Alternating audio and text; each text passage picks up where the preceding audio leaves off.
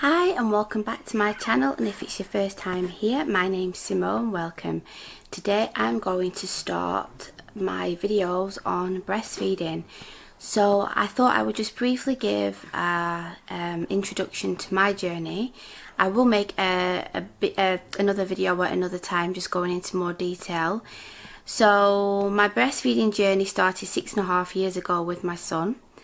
I had an emergency C-section, as you'll know if you've seen my other videos. It was very difficult in the beginning. I would say the first month. We went on to breastfeed for 2.5 years, and because of the difficult time that I had with my son, I wanted to help other mothers to not have to go through what I went through. So I did a breastfeeding peer support worker course to try and help other mothers. So the training that I did is in line with the NHS. If you're not from England, that's our National Health Service, and they have a fantastic website called Start for Life, which shows you how to latch the baby on, different breastfeeding positions, and lots of information on if you're worried about your baby getting enough milk, about reflux, winding, everything that you can think about. There's all information on that website, so I will put the links below. So I then went on to breastfeed my daughter for 2.5 years, and the experience was completely different. I think a lot of that was down to that I'd had a more straightforward labour, and I had a home birth, and the experience from my son and doing the course, I think it made a massive difference. And then with my son, who I have here right now, if you can see his little head there, he's sleeping. He's currently 4 weeks old, and breastfeeding is going fantastically well with him. So what I thought I would do with this first video is talk about breastfeeding positions, and then other videos I will make are going to be in relation to oversupply, not supplying enough milk, and issues around just breastfeeding in general. So I'll make them at another day. So in relation to breastfeeding positions, there's quite a few different positions, but the three most popular are the Cradle Hold, and the Rugby Hold, and lying down on your side. With the first hold, it is seen as the most popular one. It's a really awesome position to have the baby in, but if you've had a C-section and you've got a tender tummy and you've got the scar, it can make it difficult because you have the baby lying across you. If you have a breastfeeding pillow like this, it can make a massive difference.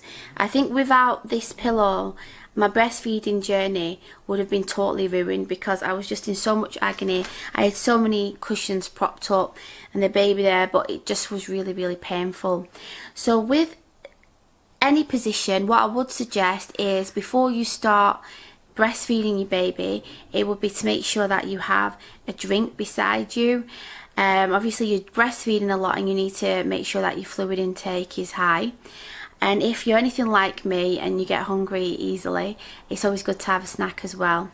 So it's great to breastfeed in an armchair, so then you've got the armrest. You can have like pillows around you, and like here, I'll just put the camera down. Like you can see at the moment, I've got the baby on a pillow, so this will be perfect, or cushions to use for this pose, and even the Rugby Hold as well.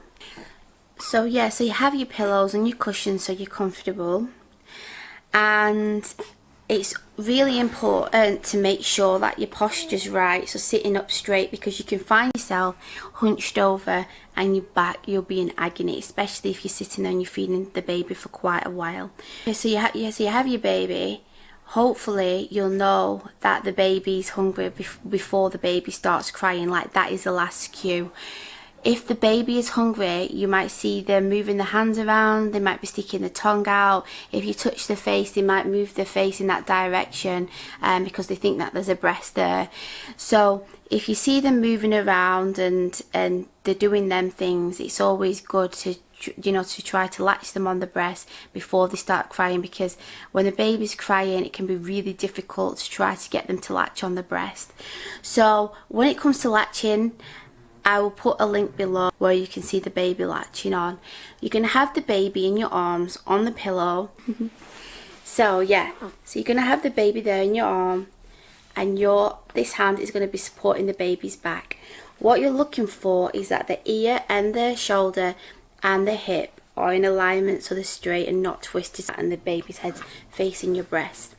So when you are comfortable and the baby's comfortable, what you are going to do, you're going to have the baby like this. Okay, like I said, I will put links below for latching the baby on. And then obviously when you finish this side, you can swap them over to the other side. I'm just going to see if the baby wants some milk. In the cradle positions that you can see this. So I fed him on the other side before. So I'm just going to try again on this side. Okay. Okay. There you go. So yeah, so he's latched on. Like I said, I should have lowered the camera really so you could see, but if you can see here, my hand is supporting his back and he's latched on. I should have got myself in a much more comfortable position.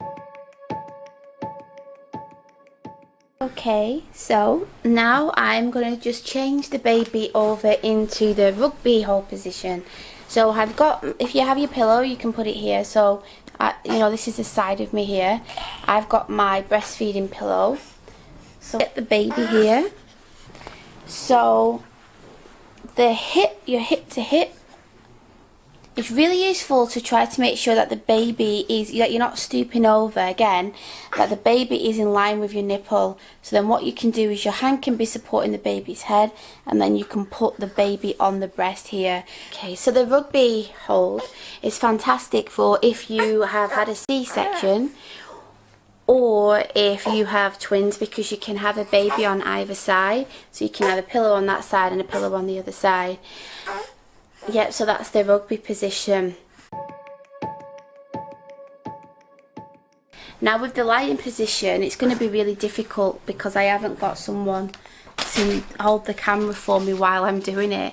But with the lying one, again, that can be really good for if you have had a C-section or if you were feeding the baby in the middle of the night. This is a really favourite one of mine. So what you'll do is you'll lie down, you'll have pillows to lie on, or you can lie on your arm, but if you do have pillows, make sure that they aren't anywhere near the baby's face. You'll lie down. Hello. It might be useful to put some pillows behind your back to support you, and also have a rolled up blanket behind the baby to support them as well, because they'll be lying on their side and you'll be lying on your side, tummy to tummy. So you'll be led down, the baby will be led flat on the bed. Pillows which are out of the way, like so. So you can lie like that. That's what I do sometimes if I'm watching something. Or like this. Or like I said, you can have your pillow. And then look, the baby's back is straight. Ear, shoulder and hip. Just make sure that you're not really close to the edge of the bed, obviously, like I am here. I'm just doing it just to show you what I do. And then the baby's nose and mouth is in line with the nipple, and then you'll feed them like this, and then it's just such a comfortable position. And like I said, you can have a cushion or a blanket behind them just to give them support as well. Oh, so the baby is not in a happy mood, so I think unfortunately I'm gonna have to finish this video shortly. Hello. With him being 4 weeks, we think he's having a growth spurt, so he's been a bit unsettled again. He chilled out a bit and then he's been a bit unsettled. So yeah, so they are the positions. It's really important to remember that breastfeeding is a learnt skill, and it doesn't always come naturally and easy to everybody. But what I would suggest is to research as much as you can, have a look at all of the different websites, and familiarise yourself with you know, a good latch, because it can make a massive difference. And also to check out the website for the NHS because the fact there's a fact page on there, and it's just fantastic. It's got so much information that can really help you. I wish I'd had a look on there before I was pregnant with my first, because I really think it would have made a massive difference to my breastfeeding journey. In my next video, I'd like to talk about things that can affect your milk supply, such as introducing a dummy too early, introducing formula when breastfeeding is not being established yet, and also there's an article on the UNICEF website. It's from the 4th of September, and it goes into how inducing labour and drugs like pain relief, it can impact the breastfeeding journey. It's something that I didn't know about, so I'm going to talk about that in the next video, I think. In relation to the latch, there's a few good pictures on the Start for Life website which show the baby going to latch on to the breast, which I found so useful in the training and going forward with my second baby and the third. Okay, thanks for watching. I hope you liked this video. If you did, please give it a thumbs up, and I'll see you next time. Bye!